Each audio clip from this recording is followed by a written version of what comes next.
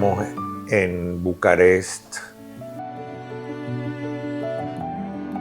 Mis padres se casaron y se fueron a vivir a Bucarest, donde cada uno tenía sus actividades. Mi mamá estaba en la universidad, pero yo no había nacido todavía. Estudiaba medicina. A raíz de la guerra tuvo que abandonar los estudios porque cerraron todo lo que era la parte educativa, la parte académica. Mi padre sí tenía sus actividades comerciales.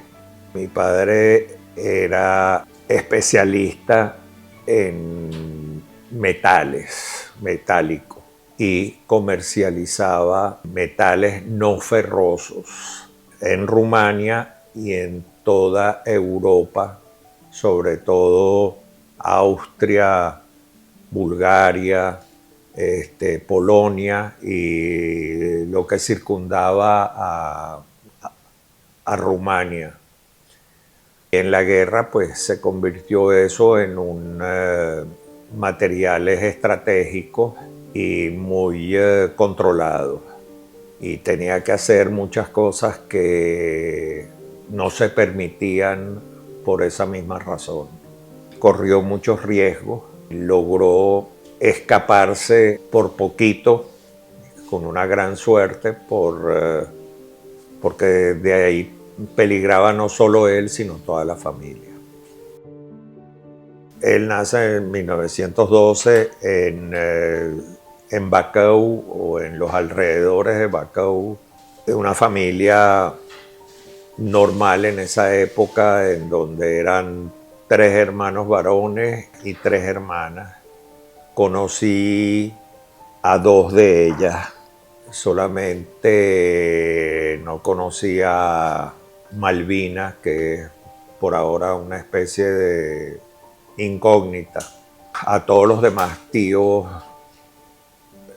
paternos los conocí, a Bernardo, a Mauricio, que era Neni Papuchu, le decía yo, porque Mauricio es Mauricio en rumano, y lo que más cercano me quedaba era Papuchu. Tuve una vida muy corta en cuanto a vivir en Rumania. No eran muy religiosos por el lado Schlosser, sino por el lado de mi mamá, aunque mi abuelo estaba formado con una educación muy enfocada hacia la religión, pero sus hijos no comulgaban mucho con eso. Mis tíos mayores sí fueron al Heder, y ya como mi papá fue el último y ya era el consentido, cuando le tocó ir al Heder, agarró a mis abuelos ya cansados, y mis tíos eran modernos y le dijeron: no pierdas el tiempo, no vayas, y nadie insistió.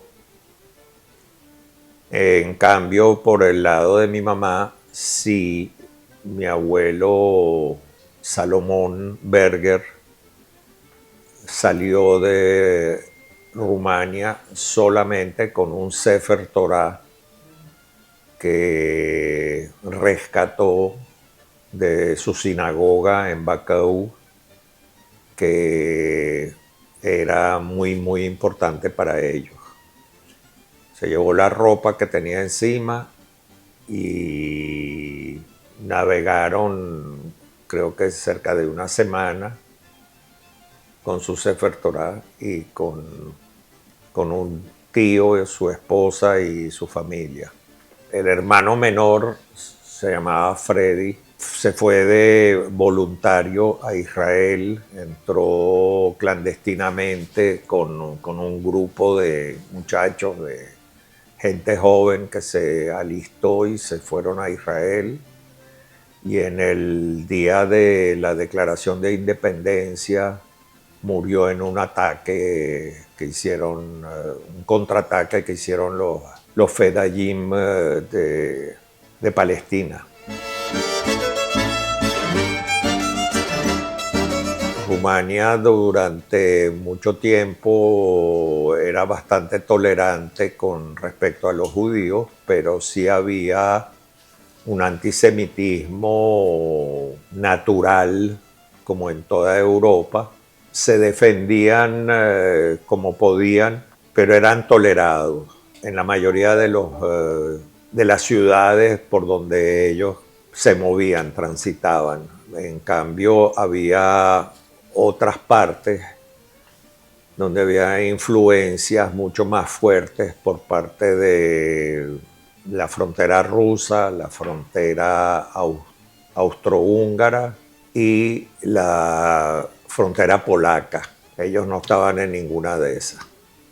El rey, que era el rey Carol, protegió a la población judía, ya que tenía bastante contacto y relación con los judíos en Rumania. Los alemanes no conquistaron Rumania, sino la ocuparon porque hubo una complicidad de los antisemitas y de los antimonárquicos por parte de grupos que estaban alineados con y simpatizantes del nazismo. Las camisas pardas, y eran grupos armados a la disposición de las órdenes de los alemanes, de los nazis.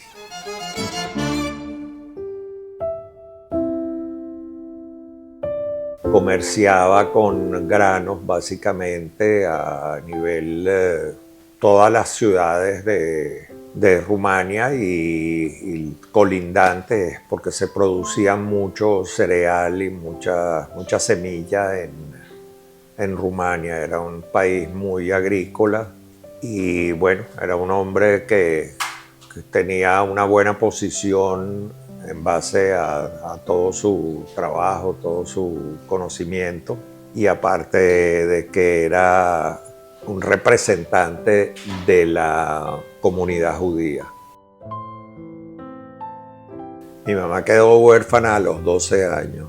Murió mi abuela Fanny, murió de tuberculosis. Mi abuelo se volvió a casar varias veces. Mi papá comerciaba a su vez con sus productos. Buscó un representante en esa zona y apareció mi tío Tuli. Le dio una representación a él y visitaba con cierta frecuencia la zona porque habían varias industrias que necesitaban sus materiales. Tuli lo invita para un Shabbat allá en Bacău, y ahí por supuesto estaban todas las hermanas de Tuli, hermanos, la familia, y bueno, lo flechó Guita, y bueno, lo demás es historia. Ellos se casan en plena guerra. Fue una boda considerando que el país estaba ocupado y en guerra. Fue una fiesta bastante bien montada. La gente allegada y la familia, amigos y demás.